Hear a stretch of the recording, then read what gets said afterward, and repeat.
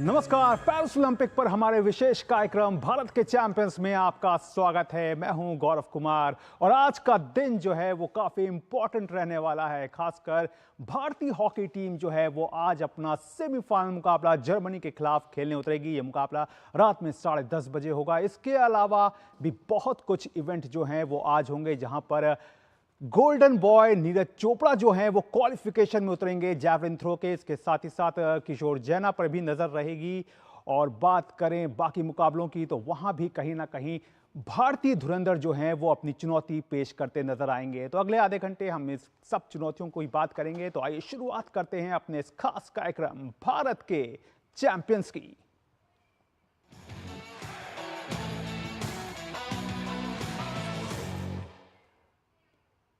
तो आइए सबसे पहले नजर डाल लेते हैं क्या कुछ आज खास रहने वाला है। पेरिस ओलंपिक में भारतीय पुरुष हॉकी टीम आज सेमीफाइनल मैच में जर्मनी से भिड़ेगी। टीम इंडिया की कोशिश इस मैच को जीतकर फाइनल का टिकट कटाने की होगी। यह मुकाबला भारतीय समय अनुसार रात के 10:30 बजे से शुरू होगा।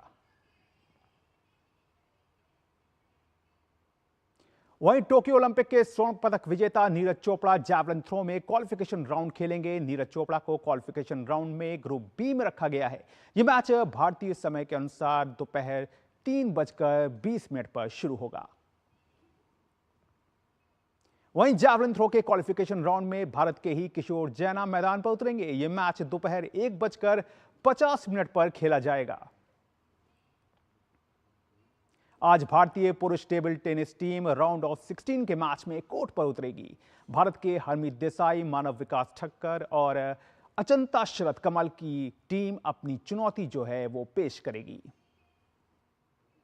वहीं एथलेटिक्स में भारत की किरण पहल एथलेटिक्स में महिलाओं की 400 मीटर रेपचेज राउंड में खेलती नजर आएंगी।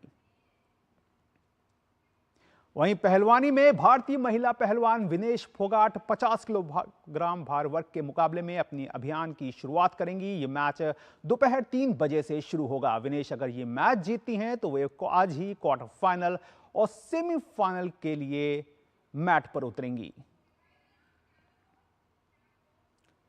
और बात कर लेते हैं आज के बड़े मुकाबले की, जो कि भारत और जर्मनी के बीच होना है। हॉकी का यह सेमीफाइनल मुकाबला है। तो पेरिस ओलंपिक में आज भारतीय हॉकी टीम फाइनल में स्थान बनाने के इरादे के साथ मैदान पर उतरेगी।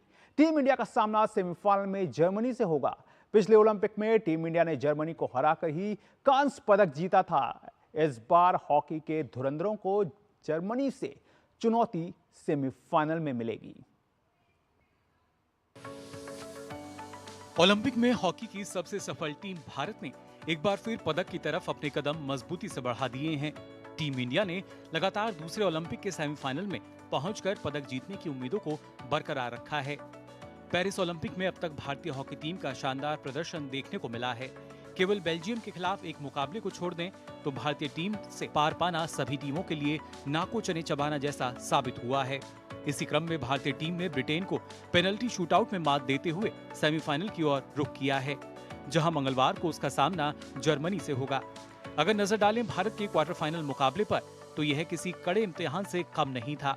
मैच के 17वें मिनट में अमित रोहिदास की हॉकी स्टिक ब्रिटेन के एक खिलाड़ी के सिर पर लगी, लेकिन रेफरी ने इसे जानबूझकर किया गया कृत्य माना और उन्हें पूरे मैच से बाहर कर दिया।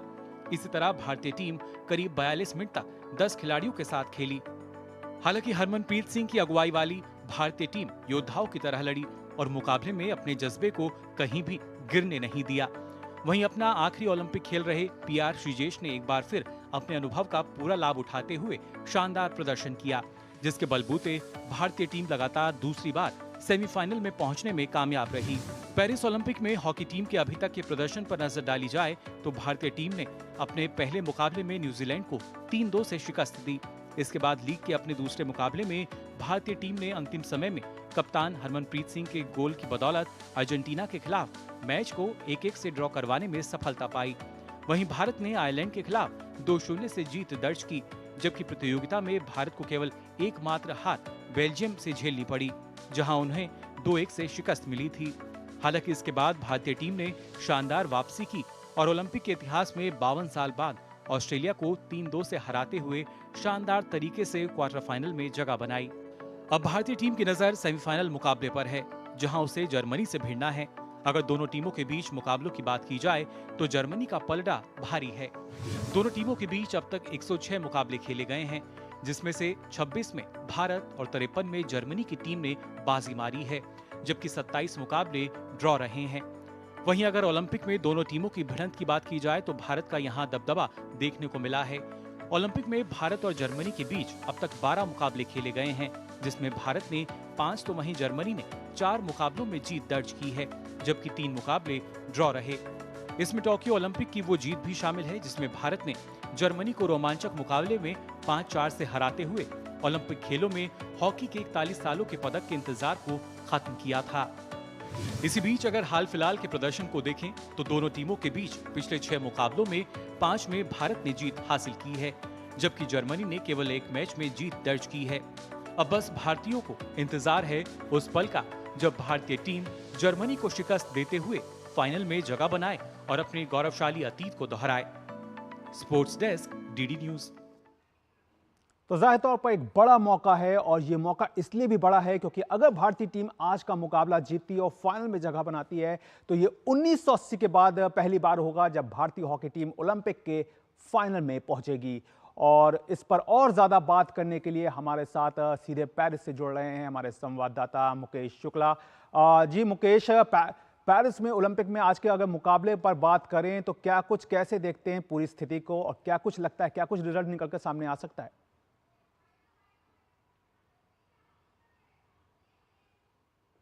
बिल्कुल सही कहा। आज फिर से एक्शन में दिखेगी भारतीय हॉकी टीम और होगा सेमीफाइनल में मुकाबला जर्मनी के साथ। तो भारतीय टीम एक बार फिर से बढ़े हुए मनोबल के साथ यहां पर उतरेगी मुकाबले में। जिस तरह से उन्होंने अपने लास्ट मुकाबले में खेला था क्वार्टर फाइनल में और ग्रेट ब्रिटेन को जैसे शूट आउट में हराया था, 10 मैन के साथ वो लोग खेले, 10 मैन आर्मी बन करके, और बहुत ही स्ट्रैटेजिकली उस मुकाबले को उन्होंने खेला। रणनीति बिल्कुल सटीक थी, कोच की रणनीति सटीक थी, कप्तान को पता था क्या करना है, और जो पिलर बन करके दीवार बन के खड़े थे श्रीजेश, उनको पता था क्या करना है। टीम ने जिस तरह से अपना पूरा एफर्ट दिखाया, वो चाहेंगे कि जर्मनी के खिलाफ भी ऐसा ही शानदार जो प्रदर्शन है वो करके दिखाएं, क्योंकि अगर यहां से वो मुकाबला जीतते हैं तो फाइनल जाते हैं। और भारत टोक्यो ओलंपिक में जिस तरह से पदक जीत करके आया था, तो वो यहां भी अपना पदक सुनिश्चित करना चाहेंगे, और साथ ही साथ कोशिश रहेगी कि फाइनल तक का सफर तय करें और इस पदक के रंग को बदलें, क्योंकि भारत का इतिहास रहा है, गौरवपूर्ण इतिहास रहा है हॉकी में अब तक का सबसे ज्यादा पदक जीतने का। तो भारत चाहेगी कि उस स्वर्ण युग को वो लेकर के आए। क्या हरमनप्रीत के नेतृत्व में भारतीय टीम ये कारनामा कर पाएगी या नहीं, इस पर तो आज सभी की निगाहें होंगी। लेकिन मैं आपको बताऊं, फुल ऑन मैच देखने को मिलेगा। वहां पर अच्छा खासा स्पेक्टेटर होगा, क्राउड होगा, और जिस तरह से पिछले मुकाबलों में चीयरिंग करते दिखाई दिए फैंस टीम के खिलाड़ियों को, तमाम वो स्लोगन्स निकल करके आए, जहां गणपति बप्पा मोरया, भारत माता की जय, चक दे इंडिया के नारे चले। तो यहाँ से बड़ा कैंपेन चलेगा और भारत पर सभी की निगाह रहेगी, क्योंकि बड़ा दिन आज होने वाला है। वहीं अगर लाइन ऑफ एक्शन में कुछ और बात करें तो यहाँ पर एथलेटिक्स से हमारे को ट्रैक एंड फील्ड से अच्छी खबर देखने को मिल सकती है। जाहिर तौर पर मुकेश, जैवलिन के जो गोल्डन बॉय नीरज चोपड़ा यहाँ पर अपने एक्शन में दिखा देंगे, क्वालिफिकेशन 2 में उतरेंगे, और साथ ही साथ जैना जो है वो क्वालिफिकेशन A में उतरेंगे। 2 क्वालिफिकेशन होंगे और दोनों ही अलग अलग क्वालिफिकेशन में होंगे। सभी की बातें अभी से ही चल रही थी कि जैना और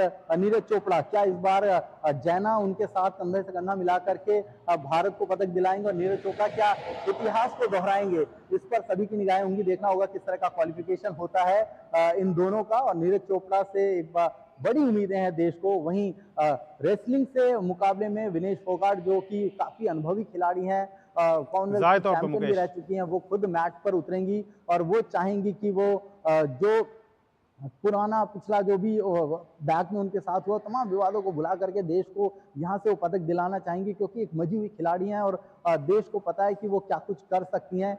मेंस टीम जो होगी वो टेबल टेनिस के मुकाबले में उतरेगी, तो वुमेन्स ने कर दिखाया, अब मेंस की बारी है। कैसे पुरुष टीम जो है टेबल टेनिस में आपने चैंपियन को लेकर के जाती है। यहाँ पर अचंता शरद कंपल जो है वो लीड करेंगे इस पूरे के पूरे दल को, 3 खिलाड़ियों के इस दल को। तो देखना होगा कि क्या कुछ रिजल्ट निकल कर आते हैं। बिल्कुल मुकेश, एक बिजी डे होगा, एक्साइटमेंट से भरा होने वाला है। जी हाँ, ज़ाहिर तौर पर एक बिजी डे होगा आज भारत के लिए और काफ़ी कुछ निर्भर करेगा कि जो भारतीय एथलीट हैं वो किस तरह का प्रदर्शन करते हैं। बहरहाल बात करते हैं अब एथलेटिक्स की, जहां पर भारत के अविनाश साबले ने इतिहास रच दिया है। Avinash Sable 3000 metre steeplechase के फाइनल में पहुंचने वाले पहले भारतीय पुरुष एथलीट बन गए हैं। साबले ने 5वें स्थान पर रहते हुए फाइनल के लिए क्वालिफाई किया। उन्होंने इस रेस को पूरा करने में 8 मिनट 15.43 सेकंड का समय लिया। 3000 मीटर स्टीपल चेज रेस के लिए फाइनल में क्वालिफाई करने पर अविनाश साबले ने कहा कि उन्होंने उसी तरह से शुरुआत की जैसी योजना बनाई गई थी। अब अगला लक्ष्य फाइनल में अच्छा प्रदर्शन करने का है। जो प्लान किया था उसके हिसाब से स्टार्ट किया था और रेस अच्छी थी। पहले से मतलब था कि फाइनल्स के लिए कोई मुश्किल नहीं और वैसे प्लान से गए थे और वैसे स्ट्रॉन्ग फिनिश नहीं करना पड़ा तो फाइनल में गए। पहला तो एम था जो फाइनल के लिए और नेक्स्ट है जो फाइनल्स में अच्छा करना है, तो होप है कि फाइनल्स के लिए अपना मैं बेस्ट दूंगा। वहीं भारत के युवा बैडमिंटन खिलाड़ी लक्ष्य सेन को कांस्य पदक के लिए खेले गए मुकाबले में हार का मुंह देखना पड़ा। पुरुष एकल के ब्रॉन्ज मेडल मैच में लक्ष्य सेन को मलेशिया के जी जिया ली ने 13-21, 21-16, 21-11 के अंतर से हराकर पदक पर कब्जा जमाया। कांस्य पदक के मैच में पहला गेम लक्ष्य सेन ने 21-13 से जीता था, लेकिन इसके बाद दूसरे गेम में एक वक्त लक्ष्य 8-2 से आगे भी थे, लेकिन इसके बाद मलेशियाई खिलाड़ी ने जबरदस्त वापसी की और दूसरे गेम को 21-16 से अपने नाम कर लिया। इसके बाद तो तीसरे और निर्णायक गेम में भी ली जिया पूरी तरह से हावी रहे और 21-11 से तीसरे गेम को अपने नाम करते हुए ब्रॉन्ज मेडल अपने नाम किया। लक्ष्य सेन मलेशिया के ली जिया से हार गए और ब्रॉन्ज मेडल जीतने से चूक गए। इस हार के साथ ही भारत का पेरिस ओलंपिक में बैडमिंटन में पदक जीतने का कारवां थम गया। पेरिस ओलंपिक में बैडमिंटन में एक भी पदक न जीत पाने के बाद भारतीय बैडमिंटन कोच प्रकाश पादुकोण ने दो टूक कहा है कि खिलाड़ियों को जिम्मेदारी लेनी होगी। उन्होंने कहा कि सरकार और फेडरेशन ने अपना काम किया है, खिलाड़ियों को जिम्मेदारी लेने और अपने आप से पूछने की जरूरत है कि क्या वो पर्याप्त प्रदर्शन कर पा रहे हैं। It is work in progress, but maybe it's not at the pace which is required. Like I said, I think it's high time the players also need to take responsibility.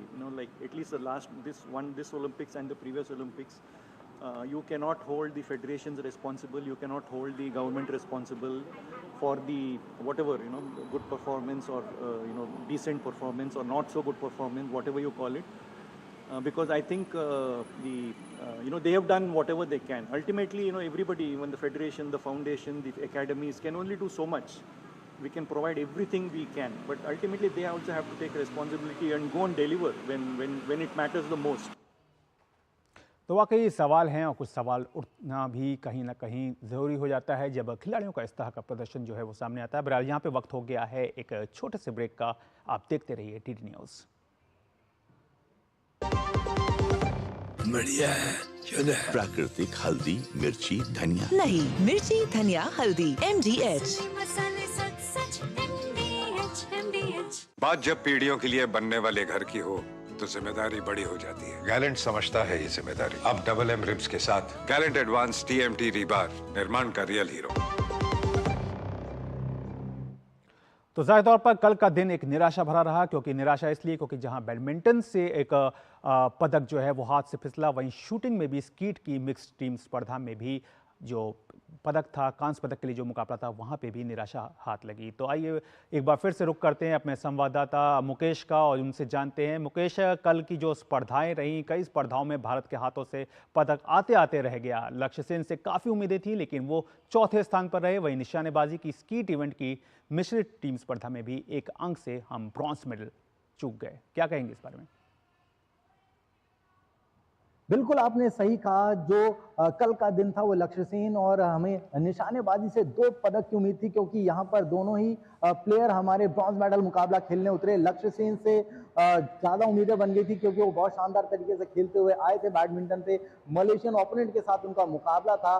पहले गेम में जो उन्होंने शानदार खेल दिखाया, इससे कहीं ना कहीं उम्मीदें बनने लगी कि लक्ष्य सेन इस बार अपसेट करेंगे और भारत को ब्रॉन्ज मेडल दिला करके ही दम लेंगे और अपना नाम इतिहास के पन्नों पर लिखवाएंगे। और उन्होंने कोशिश भी बेजोड़ करी, लेकिन मलेशियन ओपोनेंट ने बाद के 2 गेम जीत करके कहीं ना कहीं लक्ष्य सेन की उम्मीदों पर पानी फेर दिया। और इसी के साथ ही बैडमिंटन का जो कैंपेन था वो भारत का यहाँ पर समाप्त हुआ। जो ऑल इंडिया इंग्लैंड के जो बैडमिंटन प्लेयर थे जो भारत के सब पहली बार रिप्रेजेंट करने गए और जीते थे, पादुकोण जी ने बोला कि प्रकाश पादुकोण ने कि भारत के जो खिलाड़ी थे ये कर सकते थे, लेकिन कहीं ना कहीं ये विफल रहे। अब टाइम आ गया डिलीवर करने का, और उनको भी थोड़ा सा निराशा लगी, और क्योंकि उम्मीद सभी की बन गई थी कि यहाँ से लक्ष्य सेन करके दिखाएंगे। उन्होंने कहा था कि अब खिलाड़ियों को खुद सोचना होगा, सरकार फेडरेशन तमाम सुविधाएं दे रही है, अब बारी है खिलाड़ियों की, और उनको बिल्कुल इसको मनन करने की जरूरत है, आत्मचिंतन करने की जरूरत है कि कहाँ गलती हो गई, ऐसी गलती ना दोहराएं। चौथे पायदान पर रह करके उन्होंने अपना कैंपेन खत्म किया। वहीं निशानेबाजी से भी आज उम्मीदें बनी थी जब महेश्वरी चौहान और अनंत सिंह जीत नरूका की जोड़ी स्कीट के मिक्स टीम इवेंट के ब्रॉन्ज मेडल में पहुंची, और जिस तरह से उन्होंने ब्रॉन्ज मेडल मुकाबले में चाइना को टक्कर दी, बहुत शानदार मुकाबला रहा, लेकिन चाइना फिर से बाजी मारने में कामयाब रहा। 1 पॉइंट से ये जोड़ी ब्रॉन्ज मेडल मैच हार गई। तो यहाँ से भी शूटिंग का जो सफर था ओलंपिक में भारतीय सफर वो समाप्त हुआ। वहीं महिलाओं ने टेबल टेनिस में वुमेन्स इवेंट में आज पार्टिसिपेट किया, और जिस तरह का रोमानिया के साथ मुकाबला था बहुत शानदार खेले,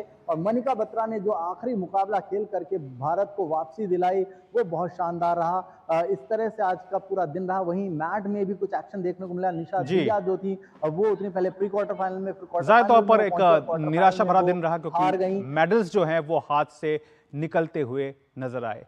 बहरहाल अब बात कर लेते हैं, पेरिस ओलंपिक में भारतीय तीरंदाजों ने अपनी कड़ी चुनौती पेश की। हालांकि तीरंदाजी में भारत इस बार पदक जीतने से चूक गया। महिला वर्ग में हिस्सा लेने वाली अंकिता भगत और भजन कौर का मानना है कि बेशक वे पदक नहीं जीत पाए, लेकिन इस ओलंपिक में उन्हें बहुत कुछ सीखने को मिला। अंकिता भगत और भजन कौर से बातचीत की हमारे संवाददाता मुकेश शुक्ला ने। पेरिस ओलंपिक में आर्चरी की टीम ने सेमीफाइनल तक पहुंच करके इतिहास रचा, और कई मुकाबलों में हमारे आर्चर ने बहुत अच्छा परफॉर्मेंस किया, और या यूं कहें कि पिछले बार से शानदार परफॉर्मेंस था। सिर्फ मेडल से चूके, वो भी बहुत कम अंतर से। खुशी की बात यह है कि इसमें इंप्रूवमेंट बहुत देखने को मिला, और आर्चर ने जिस तरह से परफॉर्म किया वो सराहनीय रहा। बात करेंगे अंकिता और भजन कौर हमारे साथ हैं। अंकिता, आप तो सेमीफाइनल तक पहुंचे धीरज के साथ, कैसा लगा उस तक वहाँ तक पहुँचने का सफ़र, और कितना चैलेंजिंग था?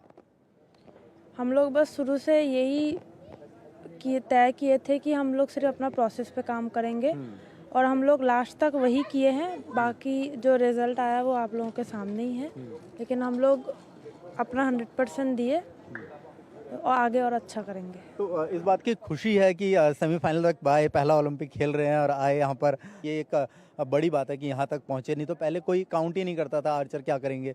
अब तक का ओलंपिक का ये सबसे बेस्ट रिजल्ट है। हम लोग रैंकिंग भी हमारा बहुत अच्छा था, 3rd 4th सबको इसी में फिनिश किए थे।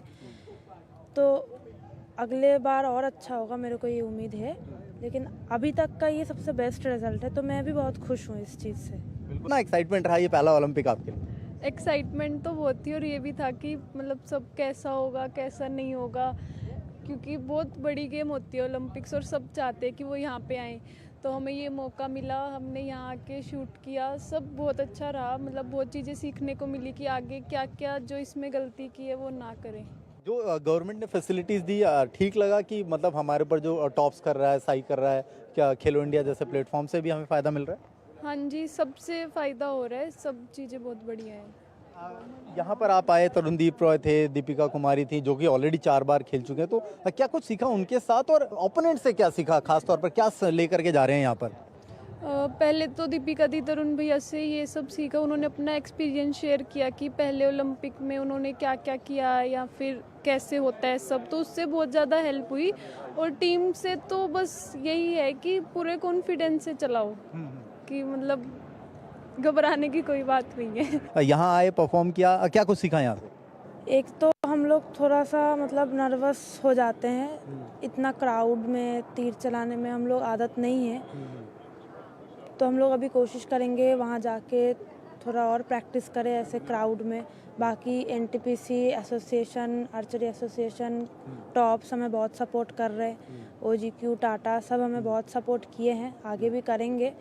तो हम लोग और मेहनत करेंगे आगे जाके। यहाँ से जो भी कुछ सीखे हैं वो सब लेके जाके और मेहनत करके वापस और स्ट्रांग बन के आएंगे। तो ये दोनों आर्चर थे, देखिए ये एकदम यूथ डायनेमिक, और साफ साफ इन्होंने क्लियरली कहा कि यहाँ से इन्होंने गलतियों से सीखा। मनु ने भी गलती से सीखा था, टोक्यो ओलंपिक में जो गलती हुई उन्होंने रिपीट नहीं करी, हिस्ट्री क्रिएट करी। उम्मीद करेंगे कि लॉस एंजलिस में ये भी गलती रिपीट ना करें और वहाँ पर इस बार सेमीफाइनल की बाधा को पार करें और मेडल ज़रूर हासिल करें। कैमरा सैंथिल के साथ मैं Mukesh Shukla, DD news Paris.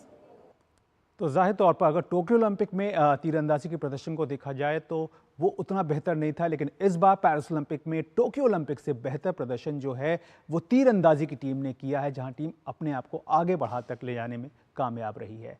बहरहाल अब बात कर लेते हैं फ्रांस की राजधानी पेरिस में जारी ओलंपिक खेलों में एथलीट गर्मी और उमस से परेशान हो रहे हैं। ऐसे में भारत सरकार की तरफ से खेल मंत्रालय के द्वारा एथलीटों के कमरों में 40 पोर्टेबल AC लगवाए गए हैं। पेरिस ओलंपिक में भारतीय एथलीट्स का सफर जारी है। इस बीच मेजबान फ्रांस का पेरिस शहर भीषण गर्मी और उमस से जूझ रहा है। बढ़ते तापमान की वजह से खिलाड़ियों को इन दिनों काफी दिक्कतों का सामना करना पड़ रहा है। इन सब परेशानियों को देखते हुए केंद्रीय खेल मंत्रालय ने भारतीय खिलाड़ियों के लिए 40 पोर्टेबल एयर कंडीशनर मुहैया कराए हैं। भारतीय ओलंपिक संघ और फ्रांस में भारतीय दूतावास के बीच बातचीत के बाद खिलाड़ियों के लिए तुरंत पोर्टेबल AC मुहैया कराए गए, जिससे खिलाड़ियों के प्रदर्शन पर कोई असर न पड़े।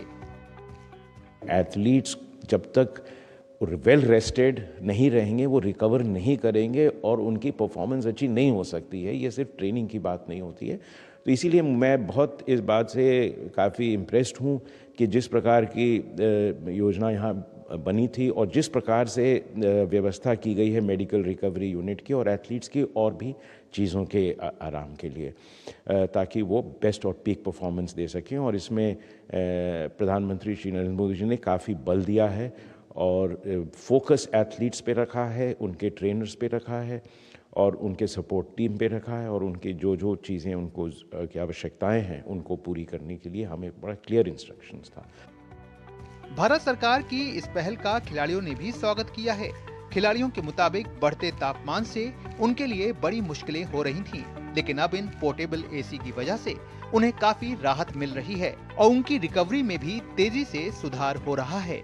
गर्मी बहुत अंदर था क्योंकि वो फैन भी नहीं था, एक फैन था पर उसमें उतना हवा नहीं होता है, और बाहर से आते हैं खेल के तो पसीना पसीना हुए रहते हैं तो उसमें ज़्यादा और गर्मी लगती है। तो अभी हमारी सरकार AC पहुंचा के बहुत बड़ा मदद की है। बाकी जो एथलीट है अभी वो आराम से रिकवर कर सकते हैं।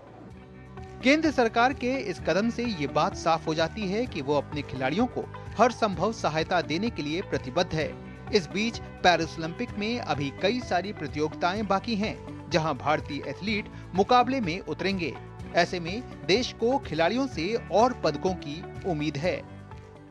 पेरिस में इन दिनों गर्मी जो है वो बढ़ी हुई है, साथ ही साथ अच्छी खासी उमस भी यहाँ पर देखने को मिल रही है, जिससे तमाम जो एथलीट्स हैं वो परेशान हो रहे हैं, दो चार हो रहे हैं। भारतीय दल भी कहीं ना कहीं इस परेशानी से जूझ रहा है। ऐसे में भारत सरकार ने एक बड़ा फैसला लेते हुए गेम्स विलेज में उनको 40 AC मुहैया कराए हैं, ताकि खिलाड़ी खेल के बाद, अपने इवेंट्स के बाद आ करके एक अच्छी नींद ले सकें, अच्छी रिकवरी कर सकें और आने वाले मुकाबलों पर फोकस कर सकें। और खिलाड़ियों ने भी माना है कि ये जो फैसला है तुरंत लिया गया और कहीं ना कहीं जो बचे हुए इवेंट्स हैं उनमें वो अच्छे से compete कर पाएंगे और अच्छे रिजल्ट्स लेकर के आएंगे। कैमरा सैंथिल के साथ मैं Mukesh Shukla, DD news Paris. तो वाकई सरकार किस तरह से एथलीटों के साथ खड़ी है उसका शानदार उदाहरण है ये रिपोर्ट। बहरहाल अब चलते चलते आपको छोड़े जाते हैं पेरिस ओलंपिक 2024 में हुए अन्य मुकाबलों से जुड़ी खबरों के संग, जिन्होंने दुनिया भर के खेल प्रेमियों को अपने शानदार प्रदर्शन से चौंका दिया। तो आज के इस अंक में फिलहाल इतना ही, लेकिन शाम 6 बजे एक बार फिर से हम आएंगे खबरों को लेकर के भारत के चैंपियंस कार्यक्रम में। तब तक के लिए हमें दीजिए इजाजत। नमस्कार। स्वीडन के आर्मन डुप्लांटिस ने अपने ही विश्व रिकॉर्ड को तोड़ते हुए पेरिस ओलंपिक में पुरुषों की पोल वॉल्ट का स्वर्ण पदक जीत लिया है। 24 साल के डुप्लांटिस ने लगातार दूसरे ओलंपिक में स्वर्ण पदक जीतने में सफलता पाई। उन्होंने अपने तीसरे और अंतिम प्रयास में 6.25 मीटर की ऊंचाई तय करते हुए नया विश्व रिकॉर्ड बनाया। आर्मड ने अप्रैल में बनाए गए अपने ही रिकॉर्ड में 1 सेंटीमीटर से सुधार किया। ये 9वीं बार है जब डुप्लांटिस ने अपना ही विश्व रिकॉर्ड तोड़ा है। ब्रिटेन की किली हॉजकिंसन ने पेरिस ओलंपिक में महिलाओं की 800 मीटर का स्वर्ण पदक जीत लिया। उन्होंने फाइनल में शानदार प्रदर्शन करते हुए शुरू से बढ़त हासिल कर ली। हॉजकिंसन ने टोक्यो ओलंपिक में रजत पदक जीता था। ऐसे में वो अपने पदक का रंग बदलने में सफल रहीं। वो 2016 के बाद ट्रैक एंड फील्ड पर ओलंपिक में ब्रिटेन के लिए पहला स्वर्ण पदक जीतने में सफल रही हैं। 22 वर्षीय खिलाड़ी ने जब ये उपलब्धि हासिल की तो वो काफी भावुक दिखाई दी। केन्या की ब्रिटाइस चेबेट महिलाओं की 5000 मीटर दौड़ में स्वर्ण पदक अपने नाम करने में सफल रही हैं। उन्होंने 14 मिनट 28.56 सेकंड का समय निकालकर पहला स्थान हासिल किया। नीदरलैंड की सिफान हसन ने रजत और इटली की नादिया बेटोक्लेटी ने कांस्य पदक जीता। केन्या की फेथ किपिएगॉन ने दूसरे स्थान पर रही थी, लेकिन बाद में उन्हें अयोग्य घोषित कर दिया गया। दौड़ के अंतिम क्षणों में चेबेट ने जीत दर्ज करने में सफलता पाई। पेरिस ओलंपिक में केन्या के लिए पहला स्वर्ण पदक है। अमेरिकी जिम्नास्टिक सुपरस्टार सिमोन बाइल्स ने फ्लोर एक्सरसाइज में रजत पदक के साथ पेरिस ओलंपिक में अभियान का समापन किया। वे बैलेंस बीम में गिरने के बावजूद ब्राजील की रेबेका एंड्रेड के बाद दूसरे स्थान पर रहीं। प्रतियोगिता के अंतिम दिन बाइल्स के पास पेरिस ओलंपिक में स्वर्ण पदकों की संख्या को एक ही ओलंपिक में 5 स्वर्ण पदकों तक पहुंचाने का मौका था। हालांकि वो ऐसा नहीं कर पाईं। सिमोन बाइल्स ने 4 पदक के साथ अपने ओलंपिक अभियान का समापन किया। इनमें 3 स्वर्ण पदक और 1 रजत पदक है। सिमोन बाइल्स को पीछे छोड़कर फ्लोर एक्सरसाइज में स्वर्ण पदक जीतने वाली ब्राजील की रेबेका एंड्रेड के प्रदर्शन से उनके फैंस काफी खुश नजर आ रहे हैं। रेबेका एंड्रेड के स्वर्ण पदक जीतने के बाद फैंस जीत का जश्न मनाते नजर आए। इस मौके पर फैंस ने कहा कि बाइल्स को पीछे छोड़कर स्वर्ण जीतना बहुत बड़ी बात है। पेरिस ओलंपिक में 2 स्वर्ण पदक जीतने वाली स्वीडन की सराहा फेडरिका सोजस्ट्रॉम ने स्वदेश वापसी पर स्वीडन के राज परिवार के साथ मिलकर जीत का जश्न मनाया। सराहा सोजस्ट्रॉम पेरिस में 50 मीटर 100 मीटर फ्री स्टाइल में स्वर्ण पदक अपने नाम किया था। 3 वर्ष पहले टोक्यो में 50 मीटर में रजत पदक जीतने वाली सोजस्ट्रॉम अब पिछले 3 ओलंपिक में 6 व्यक्तिगत पदक जीत चुकी हैं, जिनमें 3 स्वर्ण 2 रजत और 1 कांस्य पदक शामिल है।